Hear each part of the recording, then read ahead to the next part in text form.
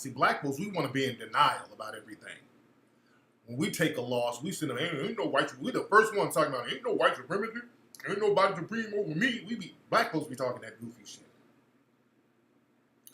Black folks be talking that. And also, when we get any semblance of a victory, we spend too much time celebrating. We want to celebrate the victory. Shout out to Eugenia Spivey for her $10. Thank you, dear. Shout out to brother Christopher Ellis. My man gave 100. Shout out to 904 Taller Tim. My nigga gave $4. And I appreciate you, brother. I appreciate you. James McClary, he gave 19. John Jimenez, respect to you. The U Melanin Warrior, love that name, brother. Tamar G, she gave $2. I love that, baby. You give what you can. I love that. I respect that. But yeah, they always think from a military standpoint. They are always thinking from a military standpoint. We always think of situations from a begging standpoint. We're trying to beg for attention. We're trying to beg for mercy. And we have to start getting into a position of thinking militarily on how we're going to protect ourselves without begging. And you do that by getting on code. You understand? We have to be military minded. That's why you got to understand, in the 1960s, more black people were military minded. Because let's go back in history. Some of the stuff that was happening in the 60s that the white supremacists were trying to do, it kept backfiring on them.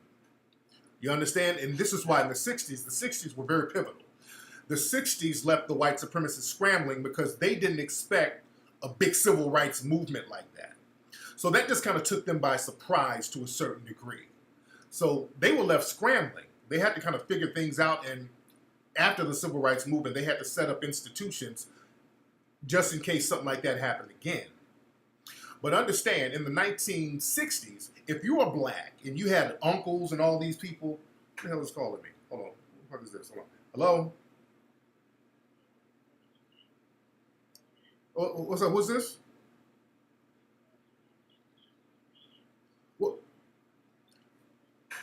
Okay, I remember. I got to call you back. I'm doing a live broadcast, brother. I'll call you back. All right. All right. Sorry about that, guys. But like I was saying, in the 1960s, if you're black and you got uncles who were in their teens or the late teens or 20s in the 1960s, they most likely were drafted to Vietnam. You understand? And understand, in the 1960s, because there was so much violence in the streets, black people, the young black people in the streets of America were rising up. The media don't like to talk about that. But the young black people were rising up against the status quo, violently rising up. They keep telling you that the 60s were all about nonviolence. That is a lie. Black people were not nonviolent in the 60s. Don't let them tell you that lie. That is a lie. Black people were not nonviolent. They just keep showing Dr. King. Dr. King was talking that nonviolence. That's why they keep propping them up. I want y'all to be very clear. But all these other groups, they were like, hey, we like Dr. King, but we ain't on that nonviolent shit. You understand? So many of these people were not nonviolent, and they were giving the dominant society the business. And they had them shook to a great degree. So what they were doing, in order to get these young people off the streets, they were disproportionately drafting black men in the 1960s. In the 1960s, they were really targeting a lot of black men to be drafted to the army as a way to get them off the streets, whereas the white dudes were all up in San Francisco, turned into hippies and shit. They were smoking and weed and LSD. They were chilling. But they were sending black men to Vietnam like crazy. That's why when you look at old movies about the 60s, like dead presidents. They talked about the brothers being drafted over there to Vietnam and all this stuff. You dig? And that was a way for them to get all these young black folks, or many of these young black folks. Yeah, several of my uncles were drafted. Several of them. Damn near all of them, to be honest. I think my youngest uncle, I don't think he was, but many of my uncles were. And in the 60s, when these brothers got back, remember, they got back. And once they got back, they had this military training. So that made them more about that life when they got back. You understand? The Panthers, many of these guys were ex-military. Many of these guys fought Vietnam. Many of these guys were in the war. So these guys had military training now. So that really backfired on them. You understand? Yeah, they were putting a lot of brothers in the front line over there so they can get killed. Yeah, like Geronimo Pratt. That brother was thorough. Vietnam. So understand, when a lot of brothers came back, you know, they were about that life, for real, for real. And there's a lot of killings that went on. There was one situation with the, I think over in Camp Pendleton, because understand, this is another thing. In the military, you also had a lot of white supremacist groups. You had a lot of white supremacist groups in the military.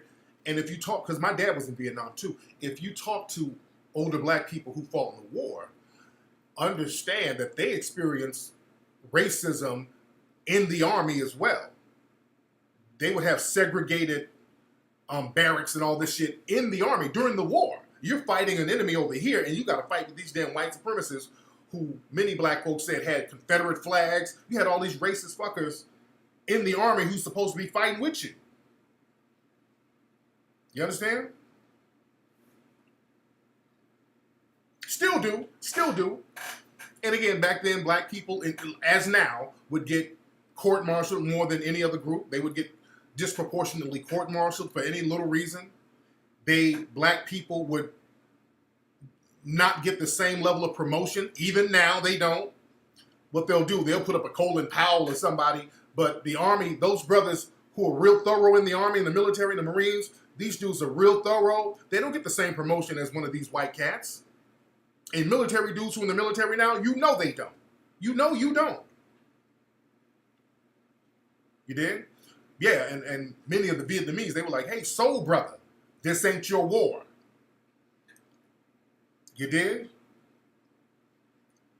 A lot of brothers would say that. They went to Vietnam and the Vietnamese would say, hey, soul brother, this ain't your war. Yeah, your dad was in Vietnam? Yeah, my dad was there too. And that's why when you had people like Muhammad Ali publicly saying, I ain't going to war, I'm not going to fight no Viet Cong. They never did nothing to me. The Viet Cong never called me a nigga. That resonated around the world, man. That was big. That was big around the world. Because, and we should have capitalized that even more. Because in Vietnam, when in the 60s, when people like Ali would say stuff like that, the world would be like, okay, we fuck with them. We rock with those black Americans over there.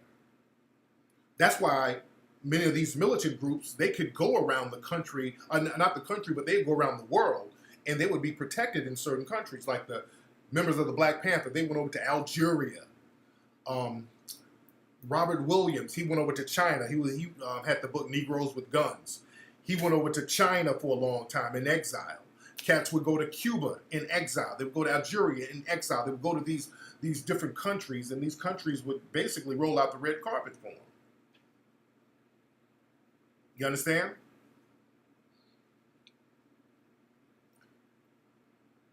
So the thing is, in the 1960s, black people were not on some docile, non-violent shit all the time. And again, when those Panthers came back, and some of them brothers came back from Vietnam, they really weren't with the bullshit.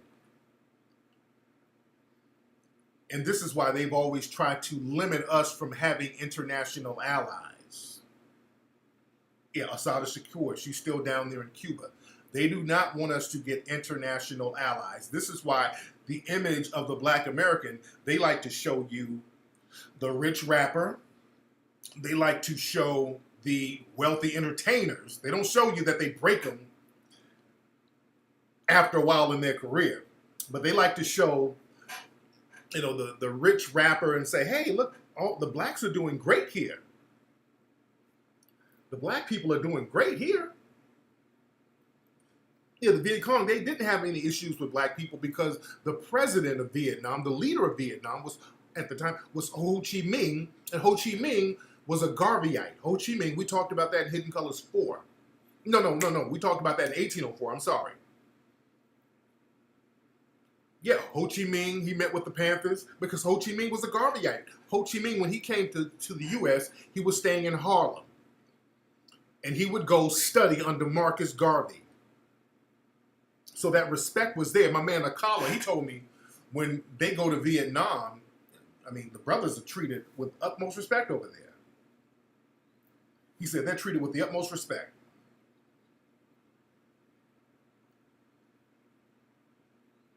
What's up, Joe Doom?